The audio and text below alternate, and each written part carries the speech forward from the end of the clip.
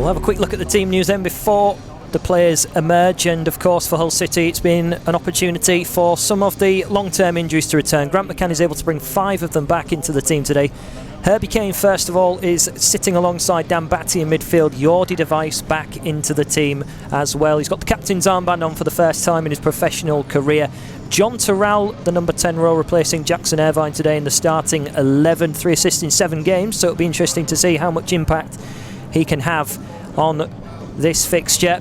Bowler also returning after long-term injury. Wilkes alongside in the wing positions with Tom Eaves up front, but the big inclusion today is that Angus MacDonald starts his first professional game for Hull City in almost 2 years, overcoming serious illness, and he's out there today, and we've been told going into this game he is as fit as ever and ready for this one. And Charlton Athletic immediately try and get the ball forward in a crucial game. And how will this long-term break have suited the Tigers? They can start their first attack. Here's Wilkes. Elder already overlapping. Wilkes tries to deliver a low cross, and it comes off the Charlton man. Here's Kane. Terrell is able to get a shot away, but a deflection on the way through takes it behind for a corner within the first few seconds here.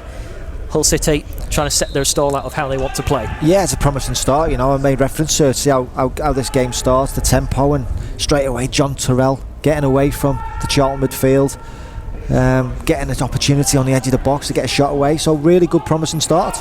Well, the shot came in, a double block from Charlton, and the first set piece.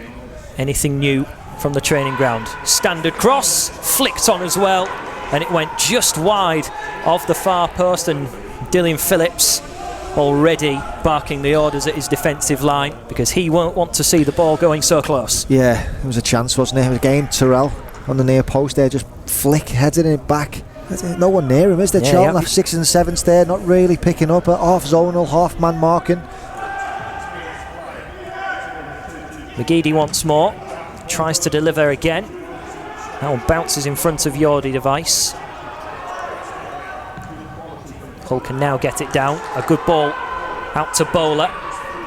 Eaves, who hasn't had a touch yet, trying to make his move. And Terrell joining in on the left-hand side. Here's Bowler still. Bowler still going on.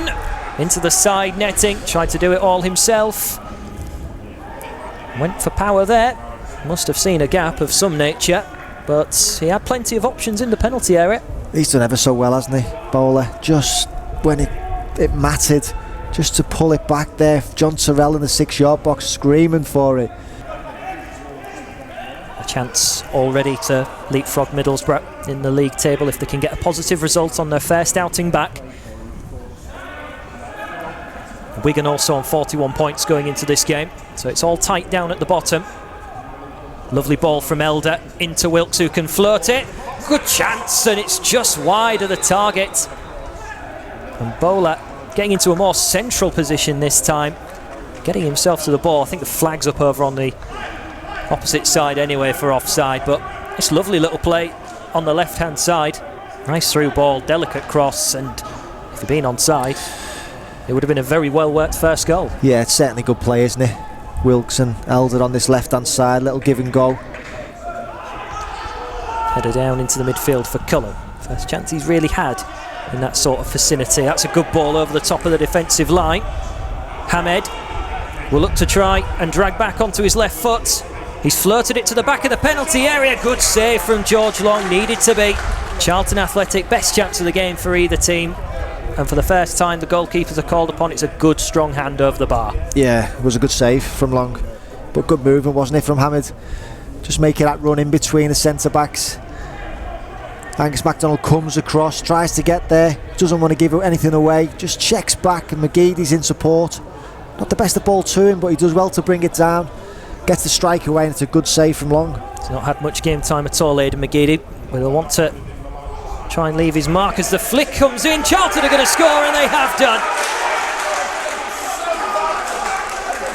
Celebrations all round, and it's the captain who's come up with the goods. Jason Pearce takes the plaudits, and you have to say that was a little bit too soft for the first time from Hull City's defence. The corner came in, It'll be delight for Lee Bowyer, even if he's not showing it.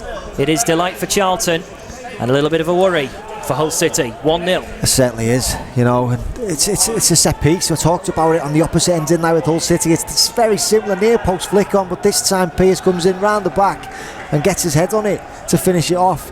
We had a very similar one for Hull City with Terrell, where his goes past the post, but this time, same scenario. Charlton get the flick on at the near post, and Pearce finishes it off at the back post. All the players barking orders at one another. Hull City can't come up with anything from that set play. Charlton now looking to spring away with a little bit of pace into the middle. Go in search of Hamed, who's managed to switch it beautifully across. Can Charlton maybe double their advantage? In comes the low ball. It's so close to 2-0. And Hull City lived precariously with that chance.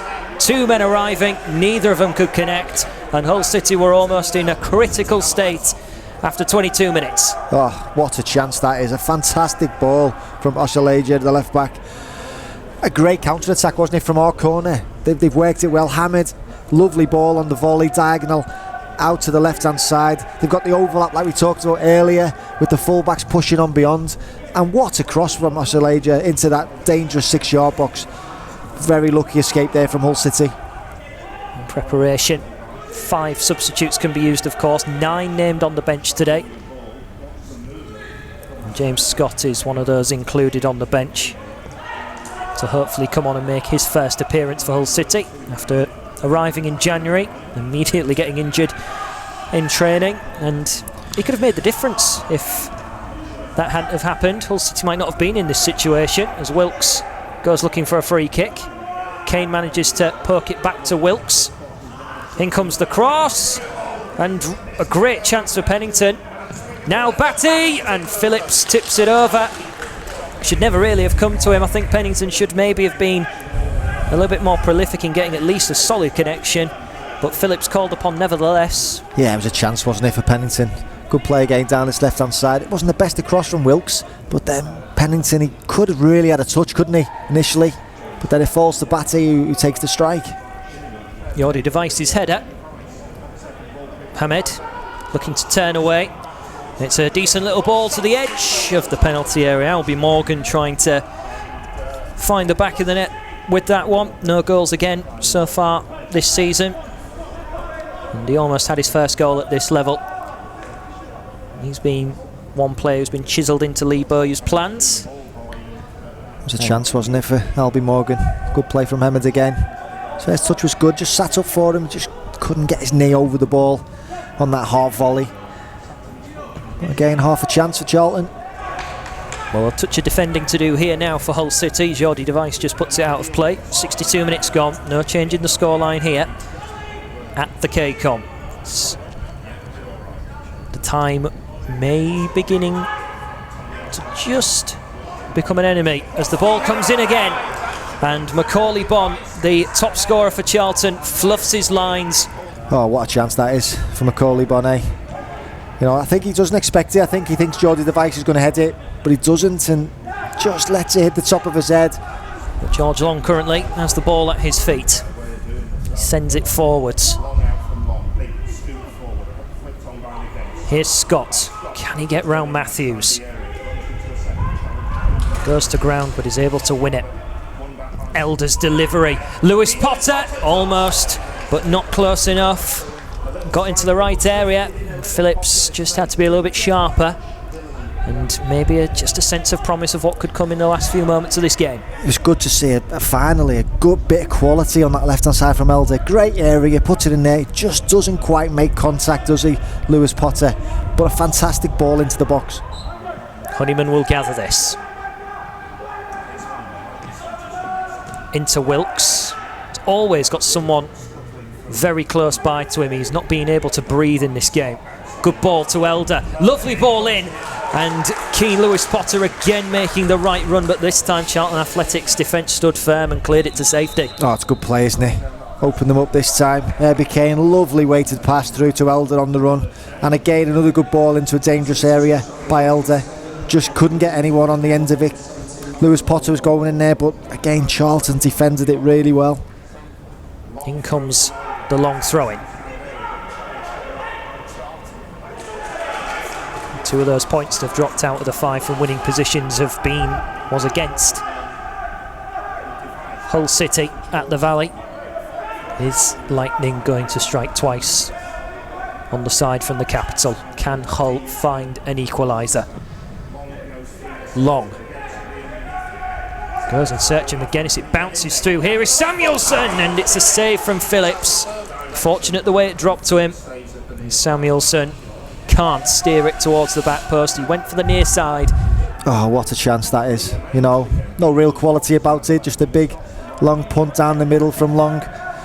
2 centre-backs get caught under McGuinness, and Samuelson just gets in behind on his left foot, hits the target, but I feel he should be doing better personally.